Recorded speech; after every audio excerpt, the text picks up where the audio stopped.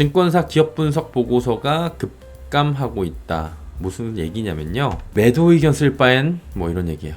상장사들이 3분기 실적 발표가 한창인 가운데 최근 증권사 보고서 발행 건수가 급감했다. 왜 그러냐? 실적이 부진하다 주식 매수 의견을 자신 있게 낼 논리가 떨어졌기 때문으로 풀이된다. 꼭 매수 의견만 내야 되는 거예요? 나 이것도 궁금하더라고요. 어쨌든 간에 보고서는 4,000건 정도가 되는데 5월 대비해 갖고 40% 정도 빠졌고 10월 뭐 보니까 얼마 안 남은 거 보니까 올 들어 최저치인 6월과 비슷한 수준일 것으로 예상을 했다. 통상 실적 발표가 있는 달에는 기업 업종 전망 관련 보고서 발행 건수가 늘어나는데 이달에 실적 발표 있죠. 근데 그런 현상도 없다. 한마디로 지금 이례적으로 보고서 기업 분석 보고서 한마디로 리포트 증권사 리포트 발행 건수가 줄어들었다는 겁니다. 그래서 보고서들이 거시경제 현황이나 단순 주식 채권 시황 정도 등에 편중된 셈인데 진짜 좋은 리포트 많아요. 솔직히 이거 거시경제나 그 채권이나 원자재 이런 것들은 진짜 좋은 리포트 많고, 제가 오늘 리포트를 말씀드리면서 뭐 좀 부정적인 말씀을 드린다고 해도 모든 분들이 그렇게 한다는 건 아니에요. 네. 그렇게 하지 않는 분들도 많이 있고 많이 계시고, 그리고 좋은 리포트도 많이 있습니다. 다만 좋은 리포트가 요즘 많이 안 보인다라는 게 문제인 거죠. 그리고 좋은 리포트가 없다라는 건 뭐예요? 매수 의견을 자신 있게, 그러니까 한마디로 뭐가 안 맞아 앞뒤가. 그럼 이거 내는 목적이 뭐냐는 얘기가 분명히 나오는 거예요. 네. 주가 지수가 급격하게 하락하고 기업 실적이 둔화됐기 때문이다. 이유가 이것 때문이면은 지수 계속 빠지면 이 사람들이 일할 거 없겠네요? 라는 얘기가 반문이 나올 수 있겠죠. 일반적으로 증권사 애널리스트 입장에서 보고서 쓰기가 부담스러워지는 셈이다. 매도 의견을 낸 보고서는 0.1. 자, 기억하세요. 이거 기억하셔야 됩니다. 금투협에 따르면 9월 30일 기준으로 32개 증권사가 기업에 대해서 매도 의견을 낸 비중은 0.1%예요. 1000개 가운데 1개 기업에 매도를 낸다고요. 근데 일정에 지금 들어가갖고 매도 의견이 참 많이 나오는 섹터가 있죠. 익명을 요구한 리서치 센터 관계자는 현 시점은 주식 매도 의견을 내야 할 상황이다.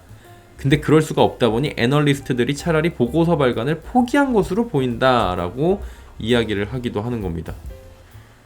아니, 매수만 리포트를 쓰고 매도를 안 쓰면 기업한테 부탁받고 쓰는 건가 생각이 들죠. 아니, 그럼 관계에 의해 쓰는 거예요? 정말 기업에 대한 소신껏 한 분석이 아니라 이거 눈치 보게 하는 건데 이게 무슨 전문가예요? 그러면 만약 이렇게 쓴다면 진짜 익명의 관계자가 인터뷰를 한 거라면은 당신네들 이거 무슨 소리 하는 거냐고 이 생각밖에 안 들더라고요. 보니까 기가 막히더라고요. 실제 증권사의 기업 분석 리포트가 줄어들고 있는 게 통계로 확인됐죠. 주목해야 되는 게 뭐예요? 매도 의견 써야 되는 시기인데 못 쓰고 애널들이 그러고 있다는 얘기가 지금 나오고 있는 거잖아요.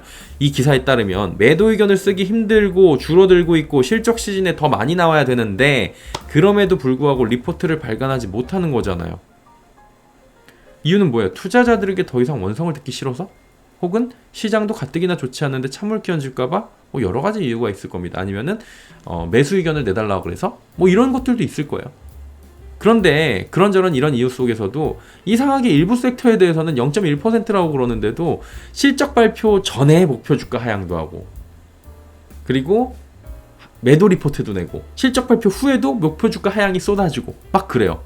목표 주가 하향은 시장에서 어떤 거예요? 실질적인 매도 리포트, 매도 사인에 준하는 걸로 시장에선 받아들이고 있는데 그런 일들이 나오고 있다라는 거죠. 그러면 이거를 이제 연장선상에서 보는 거예요. 실적 잘 나온 엔솔 포스코홀딩스 주가는 왜 이래? 라는 거죠. 야, 어제 뭐 진짜 살벌하더라고요. 장 초반에는 나쁘지 않았어요. 장 초반에는 이제 요렇게 출발을 했어요. 전반적으로. 근데 장중 반등 제대로 한번 안 나오고 그냥 쭉 빠지고, 패턴 다 똑같죠. 예, 패턴 다 똑같습니다.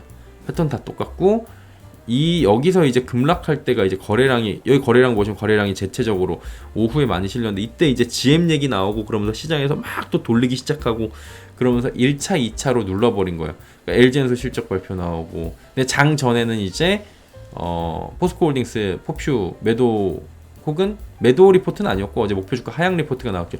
물론 목표 주가를 일정하게 유지를 하면서 뷰를 유지하는 증권사도 있었습니다. 근데 제가 오늘 말씀드리는 거는 일부 증권사, 일부 리포트에 대한 얘기를 드리는 거고 관행적인 부분에 대해서 꼬집는 거여서 특정인을 비방하거나 이럴 목적은 없어요. 그냥 이거 자체가 말이 안 된다는 말씀을 드리는 거예요. 어제 패턴이 전형적으로 이루어졌는데 자, 하나씩 조금 볼게요. 실적이 잘 나왔어요. 네.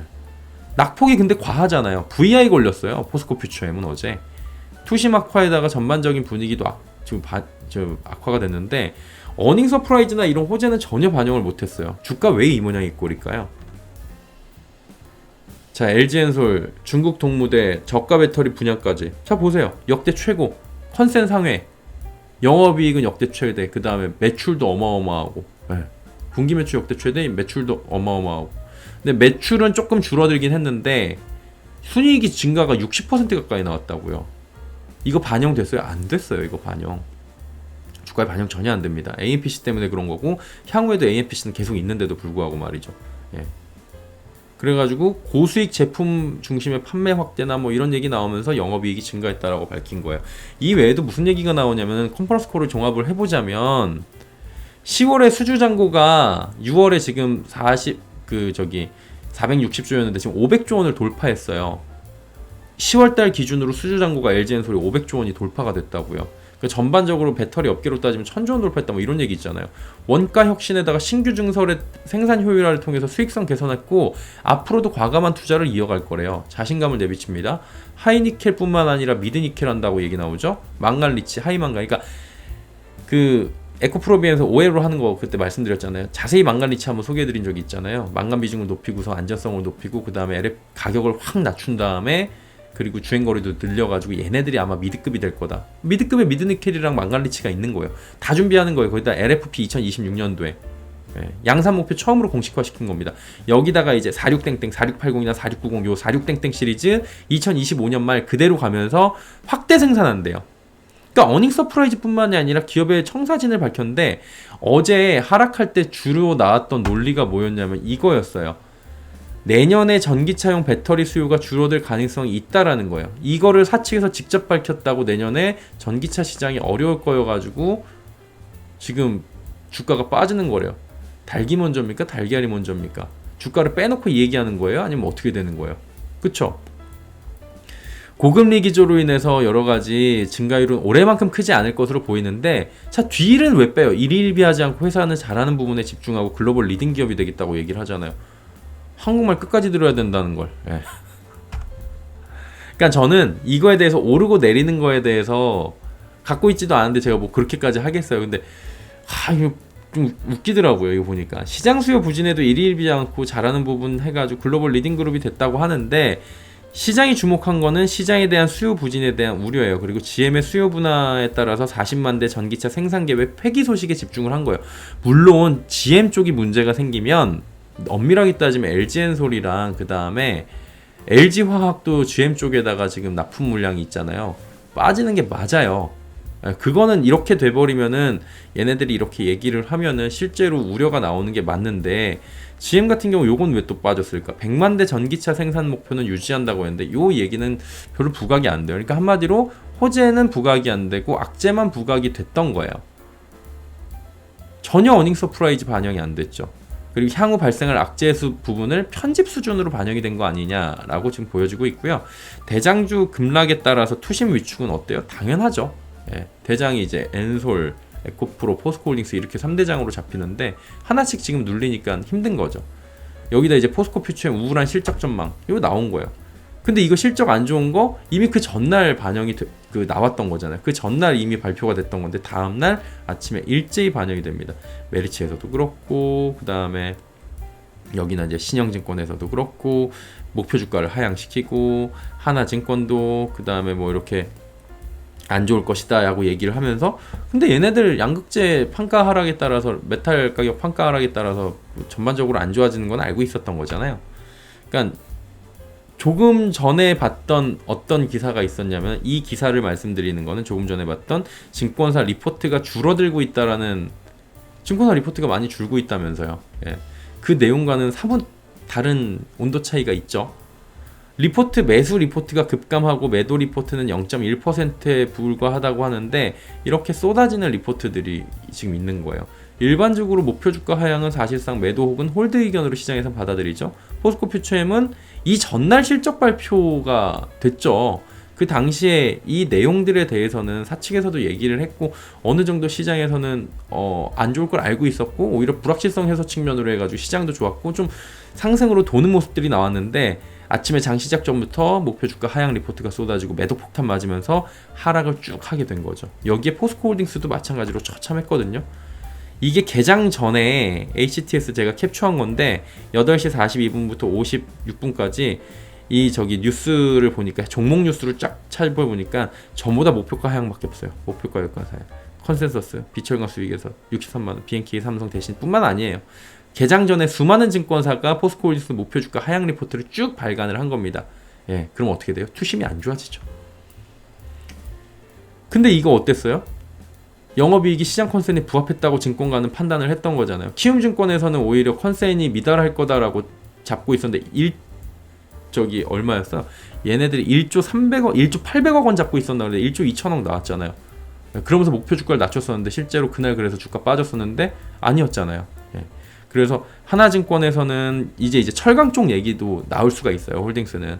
그래서 스프레드가 축소가 됐고 이현수 유한타증권 연구원도 전분기 대비 판매량이 4분기엔 증가할 것으로 예상이 되지만 증가폭은 제한적일 것이다 라는 얘기가 나오는 거고요.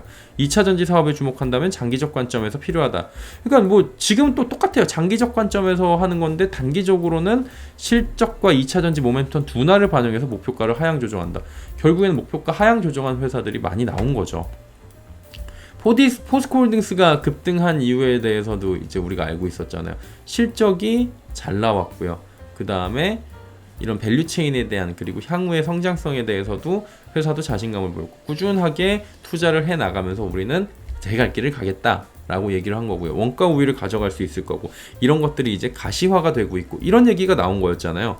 근데 기가 막힌 타이밍에 나오는 목표 주가 하향 리포트가 있고요. 그 전일 상승분을 모두 돌려버리고 더 눌러버렸습니다. 근데 재밌는 건 그 전날도 공매도 엄청나게 쳐놨었는데 공매도 평균 가격보다 더 지금 맞춰놓은 거예요. 역대 최대 실적, 뭐 컨센 상회, 역대 최대 실적은 영업이익은 뭐예요? LG엔솔이고요. 컨센 상회, 컨센 부합, 이 포스코홀딩스죠. 이러면서도 이제 주가는 어때요? 하락을 하죠. 왜? 목표 주가 하향 리포트가 쏟아지면서 개장 전부터 투심이 악화됐으니까 이거를 무시를 못한다는 거. 이거 100%라는 건 아닌데 이거를 무시를 못한다는 거죠. 포올이 얼마 전에 잠정식적 발표일 날 컨센 미달 분석하면서 투심 악화가 됐었죠. 키움증권에서 1조 800억 원 얘기 나오면서 그때랑 비슷한 상황인 거예요. 그럼 어디가 어떻게 했냐? 신한투자증권에서 목표 주가 내렸고요. 대신 내렸고 키움 내렸고 12곳이 목표 주가를 하향 조정했습니다. 포스코퓨처엠은 증권사 13곳이 목표 주가를 내려잡았습니다. 물론 그대로 가는 곳도 있고 뭐 이렇게 움직이는 곳들도 있어요. 자, 여기 대표적이죠. 실적 발표 전에는 컨센 미달이라고 해놓고 실적 발표 이후에는 단기적 실적 악화라고 목표 주가를 낮추면서 하락시키고, 그러니까 발표 전에는 컨센 미달이라고 목표 주가 내리면서 하락시켜, 실적 발표 이후에는 단기적 실적 악화라고 하면서 목표 주가 낮추면서 하락시켜. 다 하락이네요. 목표 주가 하락과 맞춰서 매도 물량들 나오죠. 이때다 싶어서 공매도 수량들 늘어나죠. 신기하죠. 생각해 봐야 될 부분은 뭐예요? 얼마 전에 포스코홀딩스 전망이 좋다고 증권사들 목표 주가를 일제히 높여 잡은 게 7월 25일입니다. 예, 한투는 목표 주가를 낮춘 것 같진 않아요. 그래서 뭐 한투 그냥 기사를 가지고 온 거는 이제 90만 원의 상징적인 의미를 가지고 와서 그랬는데, 자 보세요. 7월 25일이에요. 딱 석 달 지난 상황이었습니다. 정확히 어제까지 석 달이었습니다. 석 달 전에는 무슨 일이 있었냐면 50에서 90만 원까지 목표 주가를 올리는 증권사도 있었고, NH투자증권은 48만 원에서 75만 원으로 올렸는데 지금 보시면은 뭐 NH투자증권도 지금 내리고 뭐 지금 그런 상황이에요. 뭐 다 올리고 그래가지고 리튬 생산량이 늘어날 거고, 그 다음에 리튬 사업의 가치가 늘어나고 뿐만 아니라 BNK 투자증권, 하나증권 막 다 올렸죠. 키움증권도 63에서 73까지 석 달 전에 올렸는데 이거 어떻게 돼요? 내렸잖아요. 키움증권도. 네. 석 달 만에 이렇게 다 엄청나게 올렸는데 석 달 만에 내렸어요. 불과 석 달 만에 대단히 회사가 문제가 생긴 것으로 봐야 되는 걸까요? 아니면 신성장 동력이 지금 소진이 된 걸까요? 아니면 향후 5년간 펼쳐질 시장에서의, 여기 5년이라고 얘기했잖아요. 그 시장에서 지위, 위치가 3개월 만에 굉장히 대단히 변화한 걸까요? 하나하나 내용들을 곱씹어보면 이 당시의 리포트와 지금들을 보면 내용이 크게 다르진 않아요. 네. 거기에 이제 메탈 가격 뭐 이런 것만 좀 들어갔는데, 그리고 그 당시에 목표 주가 상향 리포트에도 제일 중요한 건 뭐였냐면 이렇게 목표 주가를 일제히 상향시켰잖아요. 어떻게 상향시켰어요? 45만원에서 85만원, 50에서 90만원, 막 진짜 3, 40만원씩 목표 주가를 이례적으로 상향을 시켰다고요. 그런데도 주가는 하락했죠. 7월 25일 이후에 목표 주가가 어떻게 됐어요? 하락했죠. 네. 기관들이 팔았어요. 이게 좋다고 이렇게 얘기했던 목표 주가 상향하면서 좋다고 했던 기관들이 지금 1조 1,100억 원 이상을 매도했다고요. 7월 25일부터 10월 25일까지 봤더니 개인만 사고 외국인도 팔고 기관도 팔고, 근데 기관이 좋다 그러면서 1조 1,100억 원을 팔았고 개인은 4조 6천억 원 샀다고요. 단 3개월 만에 목표 주가를 거의 반토막 수준까지 수정해야 했을 정도면 대체 어떻게 분석을 했을 것인지에 대한 의문이 있는 거죠. 이게 3개월 만에 반토막 수준이 아니더라도, 만약에 아니고 어느 정도 조금 내린 거여더라도 어떻게 3개월 만에 그렇게 되느냐, 그리고 그 전엔 좋다 그러면서 왜 이렇게까지 매도 물량이 나왔던 것이냐, 그리고 주가 산정분은 어떻게 된 거냐 도대체, 의문이 들지 않겠습니까?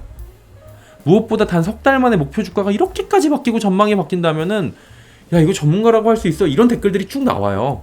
근본적인 물음이 나올 수가 있는 거예요. 그리고 어떻게 한 것도 아니고 다수의 증권사의 발간 보고서가 이렇게 비슷한 분석이 일제히 나오고 일제히 한마음 한뜻으로 3개월 만에 휙휙 바뀌는 거냐, 이것도 신기하다는 거죠. 시장에서는 좋다고 추천하고 목표 주가 올리고 알고 보니까 주식은 매도하고 이렇게 있었고, 주가는 엄청나게 하락을 해 있었고, 리포트를 통한 분석이 불과 석 달 만에 다시 나왔는데 갑자기 그때 당시에는 목표 주가를 올리더니 3개월 만에 단기적으로 어렵다면서, 그리고 컨셉 미달이라면서 맞추지도 못했는데 목표 주가는 내려버렸으니 주가는 급락하고, 그런데 급락 맞는 주체가 또 기관이고, 신뢰성이 그러니까 어떻게 돼요? 높아질 수가 없다는 말이 절로 나오는 겁니다. 오죽하면 개인 투자자들이 매수 리포트가 나오면 아, 이거 매도하라고 꼬시는 거 아니야? 이런 얘기가 나오고 있고, 이런 기사들 많잖아요.